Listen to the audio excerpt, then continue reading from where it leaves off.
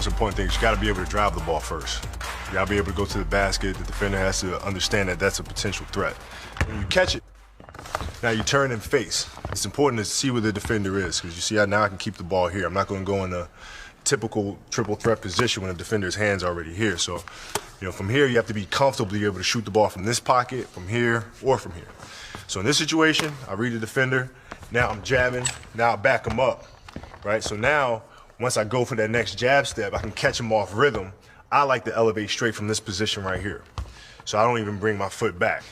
You keep the defender off balance, where you just elevate straight from this position, which is a tougher shot. The more you do the shot, the more you work at it, the more comfortable you become, and the stronger you become in areas where you need to be strong. I'd really just get out there on the court and just do it over and over and over until you get comfortable with it. That's the Mamba way.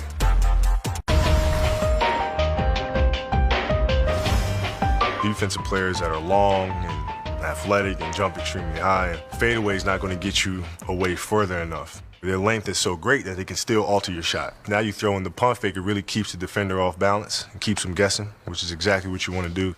The trajectory on the shot changes depending on the defender. I like to raise my elbow up a little bit more. I can read if a defender's coming. Now I got to kind of slide back a little bit more and shoot the ball straight up. That shot goes in because you're out there on the court just kind of working on those things. So you got to be able to work on those things, be comfortable in those situations so that you're natural when it happens.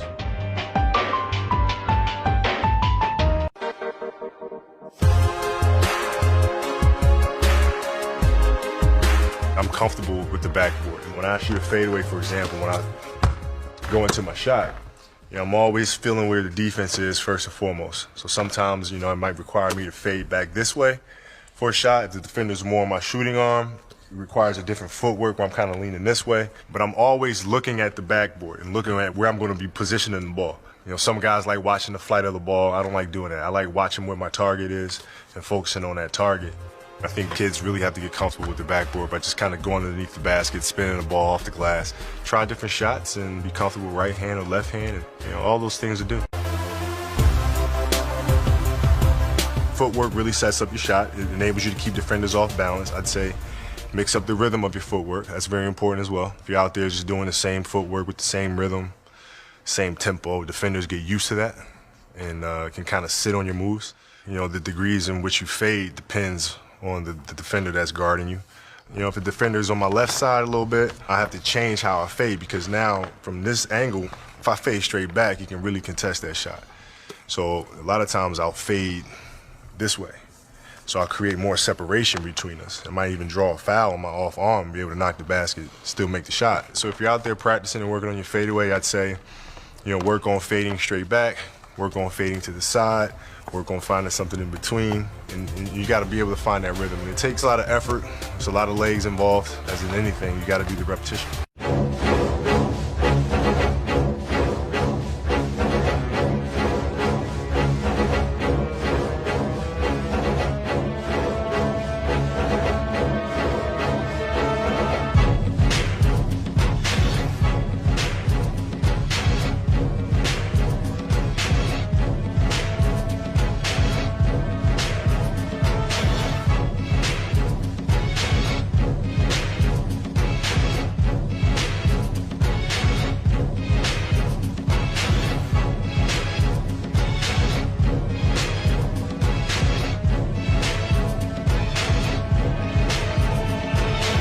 I've taken you through getting the cushion, creating space, raising up and shooting shot.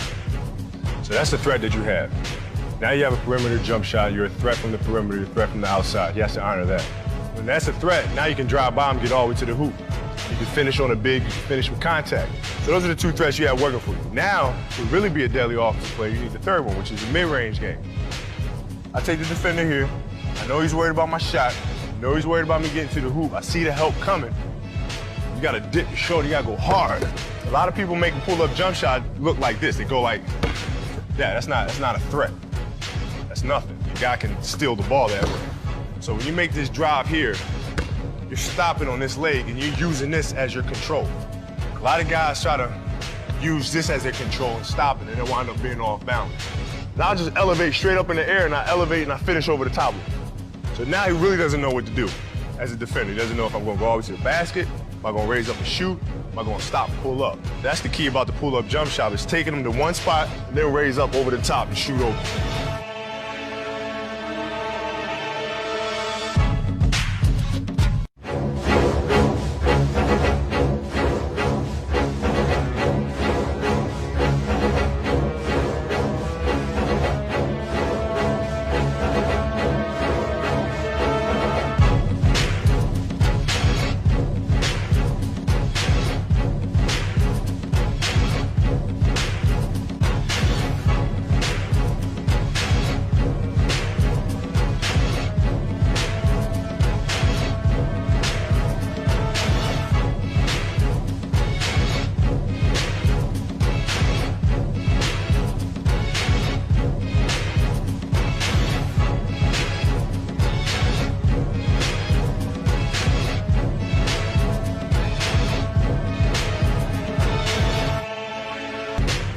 So now we established we can shoot the jumper, drive to the basket, we got a mid-range game.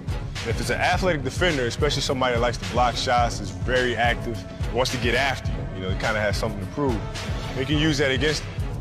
So you drive him, he thinks he's playing great defense, thinks he's got you now. So the only thing left for him to do to make the highlight is to block the shot. So now you show him the ball and he goes for it.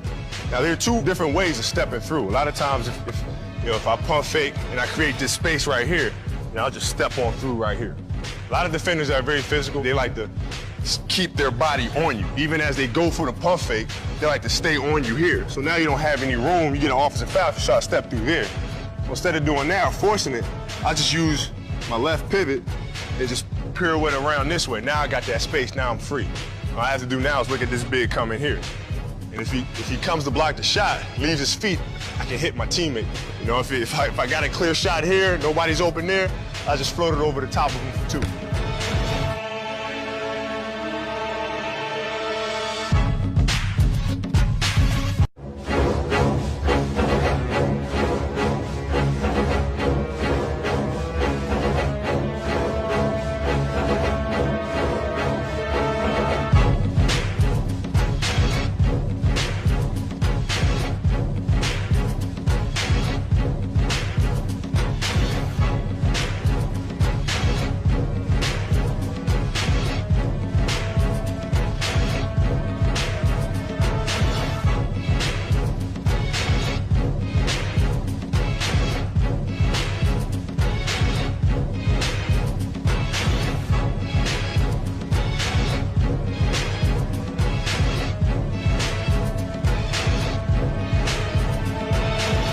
So now I have the ball, triple threat position.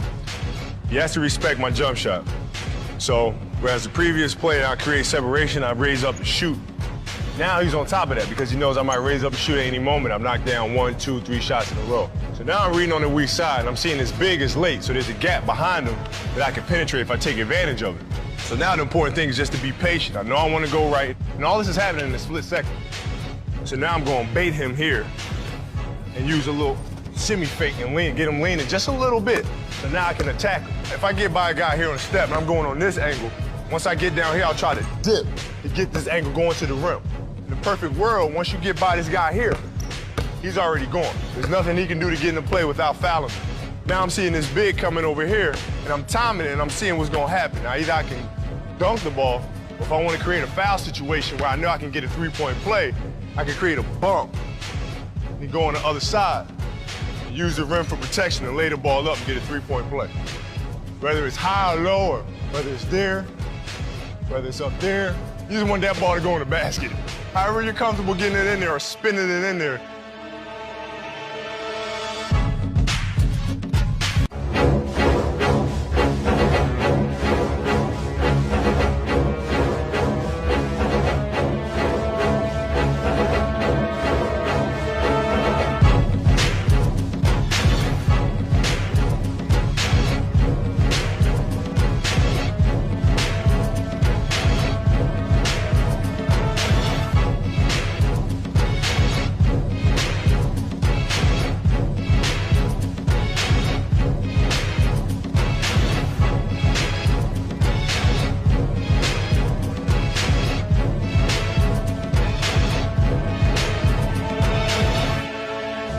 So the first thing I want to do is I want to try to create space.